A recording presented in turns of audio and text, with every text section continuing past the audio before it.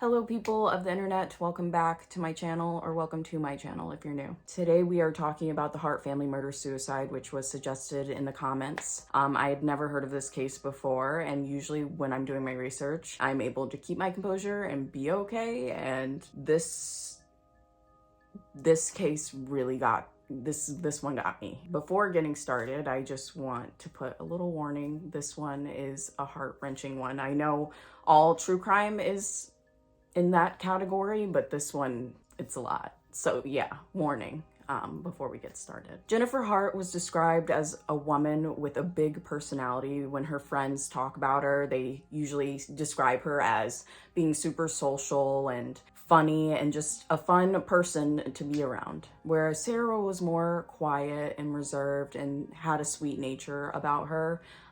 So you could say opposites attract. Together, they seemed calm, happy, and serene. If you saw them on the street, you'd probably be like, couple goals, you know? It was just, they seemed perfect. But what drove this happily married couple to killing themselves and their 6 adopted children? And at that, their 6 adopted Black children. Jennifer Jean Hart was born June 4th, 1976. Sarah Margaret Hart was born April 4th, 1979. Both women were the eldest children of their families and from South Dakota. Jennifer was from Huron, while Sarah was from Big Stone City. Jennifer had 2 siblings, while Sarah had 3. They met in college at Northern State University in Aberdeen, South Dakota. Initially, they both went to different schools. Sarah attended the University of Minnesota, but transferred to NSU after 1 semester, and Jennifer had went to Augustina University, and she transferred in 1999. Both majored in elementary school education, but Sarah had a concentration for special education. In 2002, Sarah graduated from college. Jennifer never did, and then in 2005, Sarah legally changes her last name to match her partner's, and then in 2008, they got married in the state of Connecticut because at the time, gay marriage was not legalized in every single state. While living in South Dakota, the ladies were in the closet, and once they came out, Jennifer wrote on Facebook that the Midwestern mindset was relentlessly unforgiving and unaccepting, and it actually wasn't until their move to Alexandria, Minnesota, where they worked at the same department store where they could freely be themselves and out. Jennifer was known to be the more dominant one in their relationship. She valued control and wasn't scared to say what she had to say. And on the other hand, Sarah was more quiet, more sensitive, and passive. When they hit their mid-20s, they're like, okay, we're ready. Let's start a family. And so they fostered. Now, they ended up taking in a 15-year-old girl who was hoping that this would be her forever home. And she really believed that this would be her forever home because she had Sarah and Jennifer feeding her adoption plans and how they wanted to have more kids and for her to be a big sister and play that role. But that love feeling was not mutual. Ex-coworkers have reported that Sarah and Jen would actually openly complain about her at their job. There was even an incident where Jennifer ignored this girl for days because she had gotten her football autographed and Jennifer didn't. Imagine if your parent got upset and jealous of you, so they ignored you for days. What parent does that? And eventually the couple dropped her off at the therapist office and never returned. They didn't try again until 2 years later. They would foster and then later adopt 3 siblings from the Texas foster care system: Marcus, who was 7, Hannah, who was 4, and Abigail, who was 2. Shortly after this, they would adopt another set of 3 siblings whose mother, Sherry Davis, was not able to keep them because she was having substance abuse problems. Before getting adopted by the Harts, Devontae 5, Jeremiah 4, and Sierra 2 were getting taken care of in August 2006 by their aunt Priscilla. Under no conditions were they supposed to see their mother or have any contact. However, Priscilla was required to work another shift, which she ended up calling Sherry to babysit, and this resulted in the kids immediately being taken away. Because of this one slip up, Priscilla was prevented from obtaining permanent custody. And before I move on, I just want to say Priscilla was an amazing aunt. She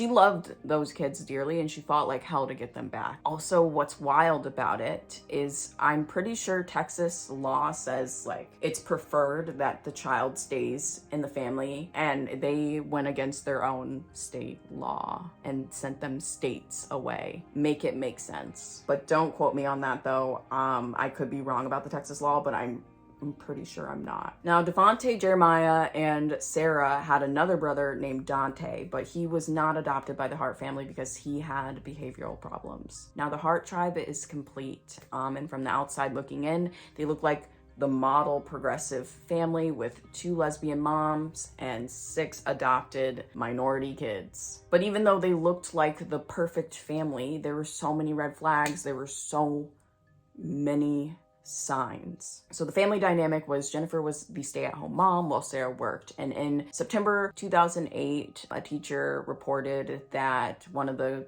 girls had bruises on her arm. And when she asked about it, she said, "Oh, well, I got hit with the belt. I was spanked." No charges were filed from this claim, but the Harts did take all 6 kids out of school and did not re-enroll them until the next school year. 2 years later, teachers noticed signs of abuse with 6-year-old Abigail. When questioned about it by authorities, Abigail had told them that her mom had held her head under cold water while punching her, and this was all because she had a penny fell out of her clothes. She had told the teacher she had owies on her tummy, and she pulls up her shirt to show the teacher, and she had bruises on her stomach and just her backside. Police interviewed the kids, and they openly admitted that they get spanked, they get denied food, that they get grounded on a daily basis. When Jen and Sarah are interviewed, Sarah actually takes the blame for Abigail. She was convicted of a misdemeanor domestic assault and sentenced to probation and 1 year of community service on April 7th, 2011. And the charge for malicious punishment was dropped. Why?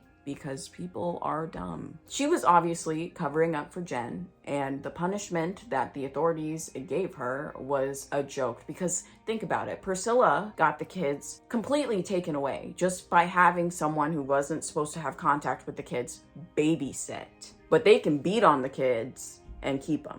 You want to know the difference? Jen and Sarah have the power of a white woman. That's the difference. It sounds about white. So Sarah admits to losing her temper and bending Abigail over the bathtub and spanking her on the backside. So the bruises on her stomach that she was complaining about are most likely from the bathtub. After this, Jen and Sarah have a realization. The less contact with the outside world, the better. If they could minimize the interactions that the kids had with the outside world, that means no more cops, no teachers, no CPS. They didn't have to worry about anybody. They pulled their kids out of school and isolated them from the outside world. In 2013, they picked up their family and moved to Westland, Oregon when the police were investigating, abuse claims. They rented a house with plenty of land, and they raised goats and chickens. Although they had totally moved to a different state, the dynamic of the family stayed the same. Jen was still a stay-at-home mom while Sarah worked. The family started to attend fun music festivals and just become more well-known amongst the festival community.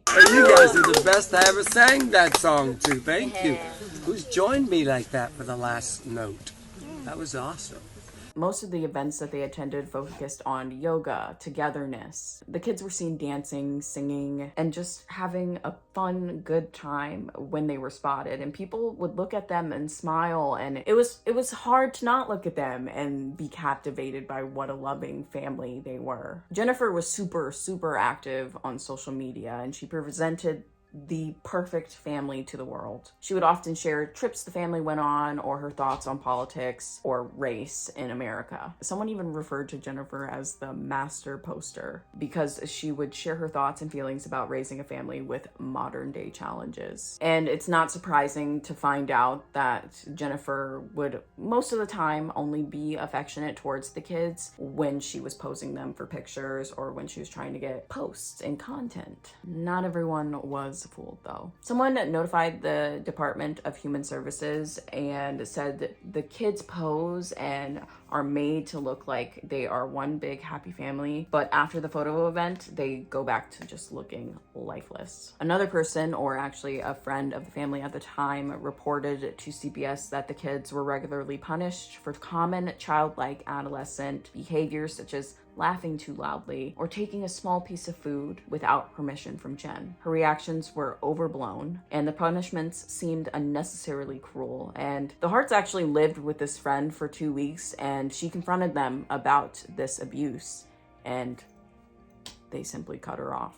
Others reported that the kids were underfed and they looked too small for their age, and that they were like trained robots and were terrified of Jen. And another friend of the family said that Jen ran this family like a boot camp, and that true kindness and love and respect for the kids was largely absent. The Oregon State officials didn't find anything. They didn't have enough concrete evidence to make charges. Jen's argument was that the problems they were facing was due to the outside world not understanding their lifestyle. Like, cry me a river, give me a break. In August 2013, Child Welfare made a visit, and all the kids stressed how much they loved their moms, how grateful they were, and that there was no abuse at all. But the investigators did take note that the kids had very little emotion and were not animated at all while they were talking. So to take a little break from talking about the abuse, let's talk about Devontae for a second. You may be looking at him and be like, where do I recognize him from? 12-year-old Devontae went viral and was launched into the spotlight when a picture of him crying as he embraced a white police officer during the 2014 protests in Portland, Oregon was shown. And this was when the Ferguson unrest was happening. And this picture blew up. Like, it was used on every single news station that you could imagine. It was used over and over and over again. It was used so much that it commonly became known as the hug felt around the world. TV shows were contacting them and wanting Devontae to come on as a guest, and they just wanted to interview him, and Jen always declined and rejected it and said no. And she said this was due to wanting to protect her son's privacy. And after that, she went on a 6-month hiatus from social media. By spring 2017, she was back on social media telling her followers, "This year slammed us."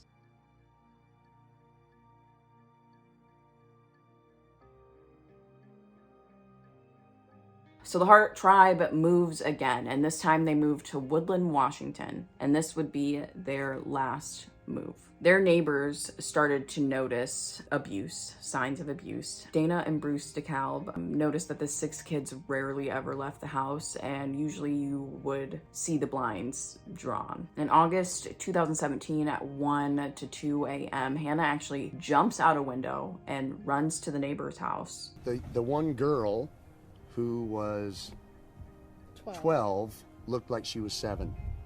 Both of her teeth were missing, front teeth, and we questioned, what's up with the teeth thing, and they said, well, she didn't want them replaced. We thought that was a little weird, but anyway, they were all very small.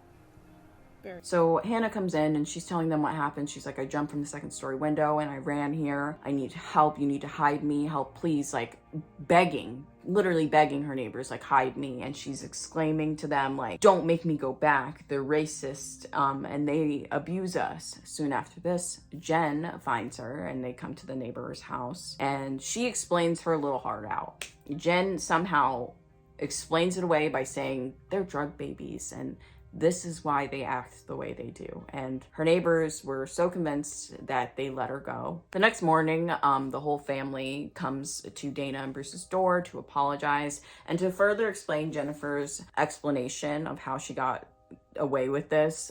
She also said that her mother was bipolar and that her 2 front teeth were missing because she had fallen. Dana had actually asked that morning, can they speak to Hannah alone? To which Jennifer responded, we do everything as a family. From there, they handed them a handwritten note apologizing and left. After this whole exchange, it leaves Dana feeling super uncomfortable, so she confides in her dad, and they then report Jennifer and Sarah to CPS, but there was no follow-up investigation. Several months pass. It's March 2018, and 15-year-old Devontae walks up to Bruce, who is working on his car in the front of his yard, and nervously asks him for some food and for him not to tell his parents that he was there asking this. So he gives Devontae food, and from March 15th to the 23rd, 2 to 3 times a day, Devontae would ask for food. And while this is all happening, Jennifer is happily posting how great their lives are on Facebook. Meanwhile, Devontae is begging his neighbors for food, even at one point making a whole list of things for them to get and to put by the fence so his moms won't find it and he could share with his siblings. After several visits from Devontae, they finally decide to call the authorities on Jennifer and Sarah, and on March 23rd, CPS comes knocking at their door. But when they came, no one answered, so they just left their card right in the door. The following day, Saturday, March 24th, the neighbors look over at the Hart's house and notice that their Yukon is gone. And Sarah had texted her coworkers at 3 a.m. telling them that she was sick and wasn't going to come to work. Fearing that the authorities were about to uncover the abuse, they fled. Now, at the time, Sarah worked for Kohl's department store, and she worked as an assistant manager. She called out of work saying she was sick, and she didn't give much detail except for it's bad enough for her to need to go to the doctor. Several days passed, no one's heard from her. She's not showing up still for her shifts. So this worried her coworkers, and they called for a welfare check. The sheriff calls her back and says something like, is this about her not feeding her kids? And this threw her coworker. She was like, no, I'm calling because she didn't come into work and I'm worried that something happened to her. What do you mean? Like, she was so confused. The officers had already been there earlier because of the child abuse claims, and he then informs her that they think that the couple and the family is on the run. Normally, when the Harts are on the run, they just switch states, but this time it was different, and there was no new home, no new state, no destination. The last sighting of the family was March 25th at a Safeway, where Jen and Sarah are seen on surveillance footage purchasing $20 worth of groceries. The next day, Monday the 26th, the family Yukon was found belly up after driving off of a seaside cliff in Mendocino County, California. They were found by a German tourist, and they were 25 minutes away from the Safeway they had purchased the groceries from. After the scene, the airbags and the car is examined. It was found that Jen was driving. She was in control, of course, as always. And she pulls off of Highway 1 onto a gravel turnout and stopped the car 70 feet from the cliffs. And then she accelerates to about 90 miles per hour because this is where the speedometer checks off. This is where it stops and where they find it. And without touching the brakes, she speeds off this 100-foot cliff, killing herself and her family. At first, they thought this was an accident because at a certain point, the guardrails are gone and maybe they just got confused and drove off the cliff. But as more evidence was found, there was no signs of stopping. No one in the car was wearing seatbelts, and this was weird. I forget which one. I want to say it was Jen, but one of them had like a thing for always wearing their seatbelts. Like, they just always advocated wearing their seatbelts. So the fact that they weren't wearing their seatbelts was weird. Jen had also been drinking. She was well above the legal limit to drive. She was drunk. While Sarah and 2 of the kids were on antihistamines, which caused them to be drowsy. Before the crash, Jennifer inquired Google about several things. She wanted to know how much Benadryl could kill a person. She wanted to know about the nature of death by drowning, and she also researched no-kill shelters. And the family dogs, yes, they had family dogs, were not ever found. At the scene, the couple and 3 of the children were found, but Devontae, Hannah, and Sierra were missing. Later, investigators found Sarah's body near the initial crash site, and this kind of confirmed for them that these kids weren't missing. Like, this was officially a recovery case. It's a weird coincidence that the kids who were actively seeking help are the ones to go missing and whose bodies couldn't be found. A couple questions came to mind, like, were they even in the car when it crashed? Or why was the family even going to California in the first place? Like, why did they drive all the way from Woodland, Washington to California. The authorities have taken cadaver dogs to the Woodland home and have come up with nothing. Later, a piece of denim with an H on it washes up and the police test it, and it has Hannah's DNA on it. Devontae, however, still to this day has not been recovered or found. A part of me wondered, like, maybe he escaped,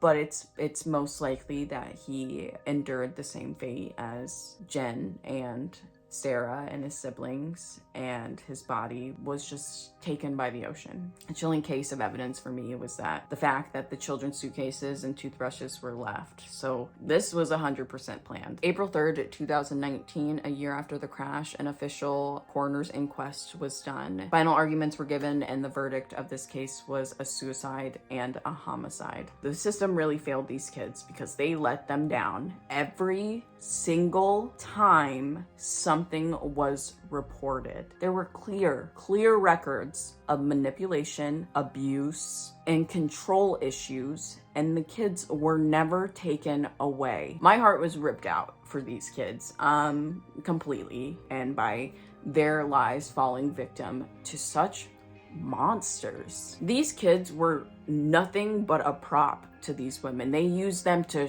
fill their need to show off and to boost their own egos. They did not care or love them at all. And they would rather die than face the harsh reality of what they were actually doing. And I hate to say this, like, I truly hate to say this, but I'm so sure that there are other cases being handled like this right now. And I'm just going to end this video with saying that there needs to be some sort of accountability, because this can't keep happening and this system can't keep running this way. There's an obvious problem.